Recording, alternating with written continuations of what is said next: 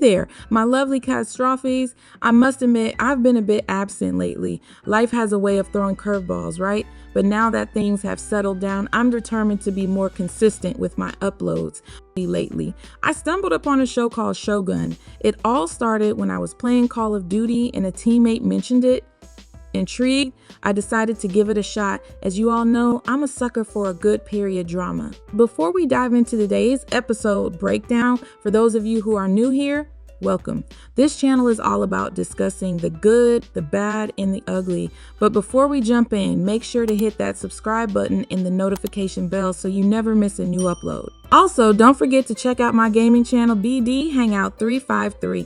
Now let's talk about Shogun Season 1, Episode 1, Engine. In the latest X-Series Shogun, viewers are transported back to the year 1600, where an English pilot finds himself stranded in Japan. As he navigates through this foreign land, a clash of cultures unfolds, showcasing the struggle for power and love. This adaptation of the 1152-page epic is a grand spectacle, surpassing even the acclaimed 1980 version, which garnered Emmy, Golden Globe, and Peabody Awards.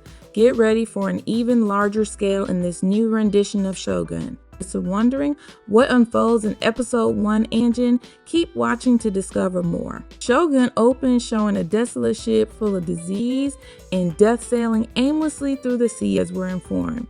The year is 1600. For decades, Portuguese Catholics have richly profited from trade in Japan. They have kept its whereabouts hidden from their sworn enemies, the European Protestants. In Osaka, the reigning Taiko has died, leaving behind an heir too young to rule. 5 warrior lords are now trapped in a bitter struggle.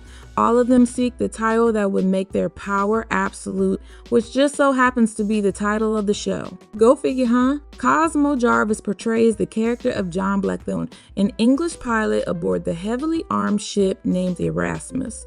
Blackthorne is convinced that they are nearing their intended destination, Japan, and he shares this belief with the captain. However, the captain, having heard similar claims before, remains skeptical.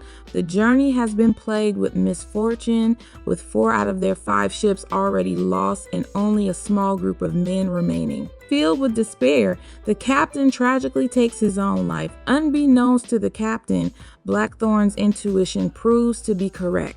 Erasmus crashes onto Japanese soil, and soon after, a group of samurai discover the wreckage and apprehend Blackthorne and the other survivors.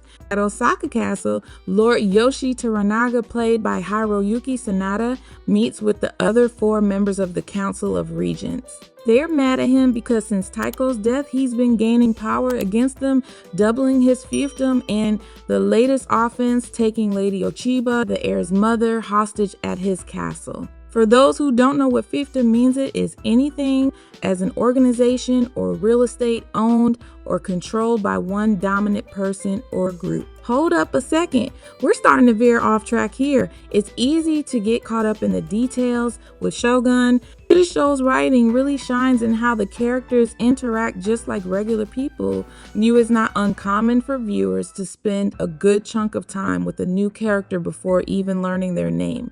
Because let's face it, no one talks like, yes, my trusted and most oldest advisor, Hiramatsu, arrived here at my secret carrier pigeon room to discuss the inner workings of the Council of Regents. So let's quickly go over the key plot points once more.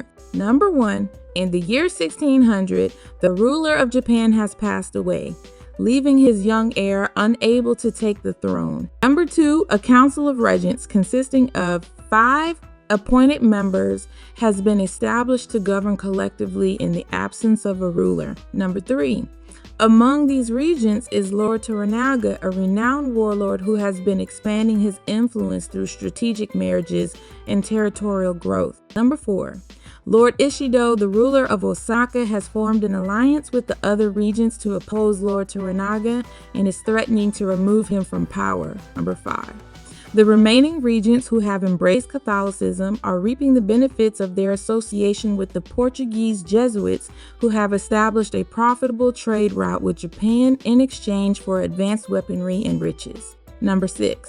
The Dutch vessel Erasmus has run aground and its ailing crew has been captured. John Blackthorne, the ship's English pilot, is eager to meet with the local authorities to discuss establishing a trade alliance to undermine the Portuguese Catholics, as he is a devout English Protestant who harbors a strong dislike for Catholics. Last but not least, number 7.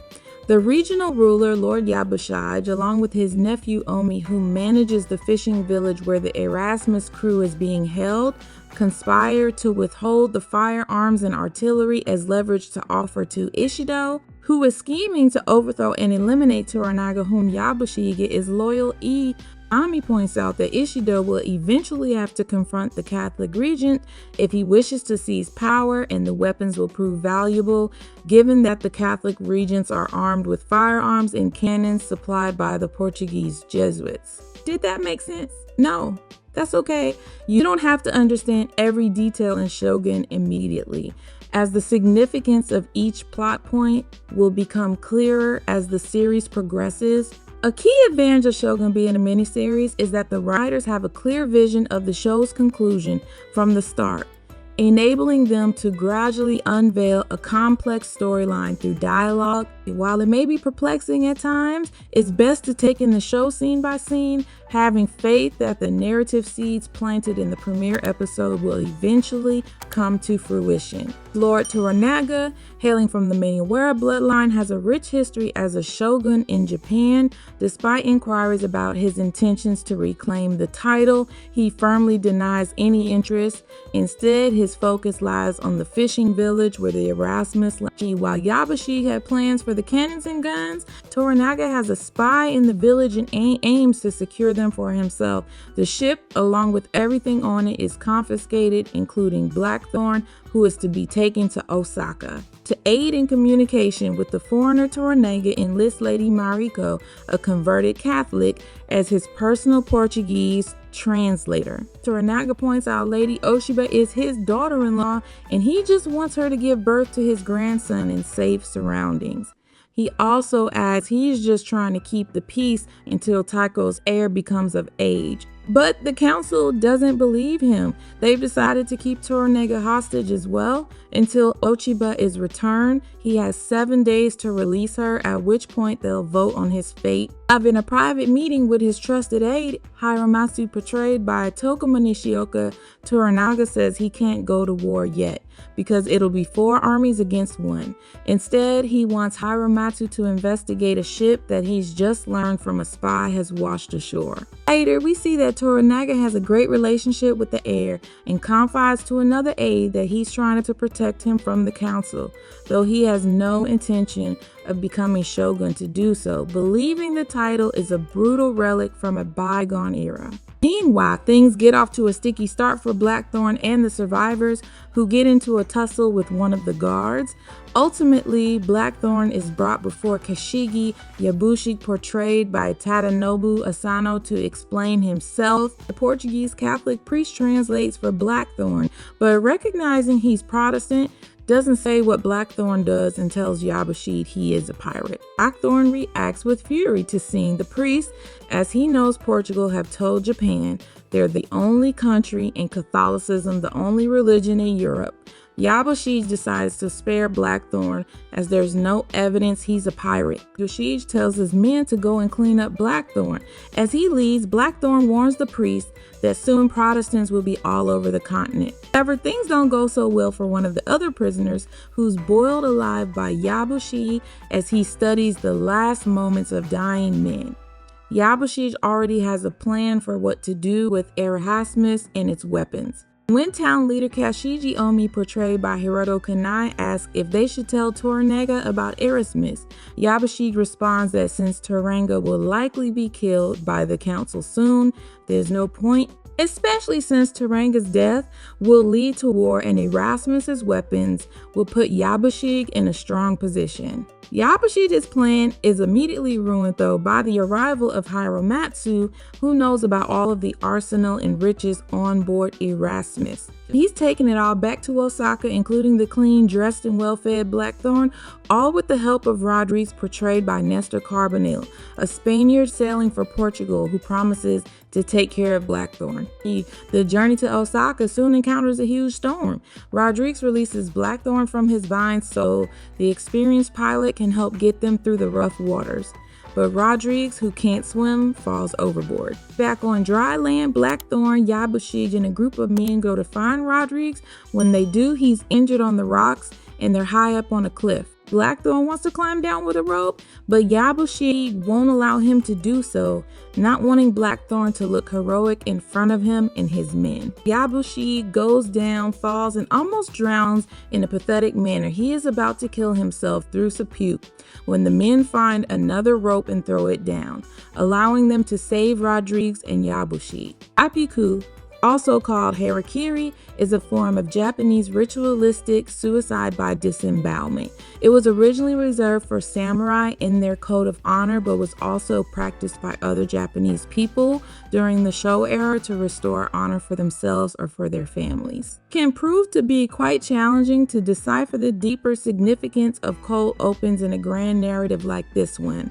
However, as the episode progresses, the true meaning starts to become clearer. In this particular scene, Blackthorne observes Lord Yabushige, portrayed by the talented Tadanobu Asano, unsheathing his wakizashi and preparing to perform the honorable act of taking his own life instead of succumbing to drowning. Initially, Blackthorne perceives the captain's decision as an act of cowardice, a desperate measure taken by a man who has lost all hope. However, when Yabushige is ultimately rescued and pulled up the cliffside, Blackthorne finds himself bowing to him, displaying reverence for the first time since his shipwreck. Yabushige's choice to perform seppuku while still possessing the strength to fight against the relentless waves strikes Blackthorne as an act of bravery that he couldn't have fathomed with the captain. This moment serves as our initial glimpse into Blackthorne's humbling experience as he begins to appreciate and respect the culture he has stumbled upon. As they finish their journey to Osaka, when Rodrigues threatens to hand over the Jesuits the Erasmus ship's log, detailing Blackthorne's mission to raid any Spanish naval base they come across, Blackthorne defiantly states, "I refuse to meet my end in this curse." This declaration elicits laughter from Rodrigues. He retorts, "Let me know once you catch sight of Osaka if you truly believe our world is the pinnacle of civilization." And then Pan, who holds power in a place like this, the one who plots openly or the one who remains unseen. Rodrigues continues, juxtaposed with scenes of Tadayoshi preparing for seppuku and Blackthorne being brought before Toranaga. Every man possessed these three hearts, one in his mouth for all to see, another in his chest reserved for his companions, and a hidden heart buried deep where no one can reach. That concealed heart is what a man must safeguard if he wishes to endure. This concealed third heart, crucial for survival, echoes Toranaga's comparison to the falcon, laying the groundwork not only for the political machinations of the realm where Blackthorne is stranded, but also for the unfolding of Shogun's narrative. Toranaga meets with Mariko, portrayed by Anna Sawai, the daughter of one of his friends who was murdered 14 years ago. With Blackthorne's arrival imminent, Toranaga wants Mariko to translate for him. She's confused as there are many other options, but Toranaga knows she harbors resentment and pain at her father's death and being forced to become Catholic, while also teasing that Blackthorne's arrival could help to turn the tide for both of them. Blackthorne arrives, and the episode ends with him sitting opposite Toranaga and Mariko and bowing to Toranaga. Let's circle back to the show's cold open, where we encounter a complex question. Is John Blackthorne a white savior who has come to Japan to solve all the problems? Could we be facing a scenario similar to The Last Samurai? According to showrunner Justin Marks in the official companion podcast, the writers aim to steer clear of the typical stranger in a strange land cliche. They didn't want Blackthorne to walk into a village and exclaim, "Wow, these buildings with paper walls are so strange." In Anjin, when Blackthorne is brought to a house bathed and given fresh clothes, he accidentally puts his hand through the paper wall while trying to open the door. However, Shogun is not your typical episodic TV show that aims to run for 5 seasons and needs to establish everything in the pilot episode. It is a 10-episode miniseries, and we must consider some of the questions about the show's portrayal of Japan within the context of the bigger picture. Finally, it's important to note that the value lies not in John Blackthorne himself, but in his guns and cannons. Perhaps my own bias leads me to see him as more of a white savior than what is actually portrayed in the show. The closing monologue, delivered by Rodriguez to Blackthorne as they arrive in Osaka Bay, appears to directly confront the viewer's personal biases. Even though we as viewers hear English, there's no English spoken in the world of the show.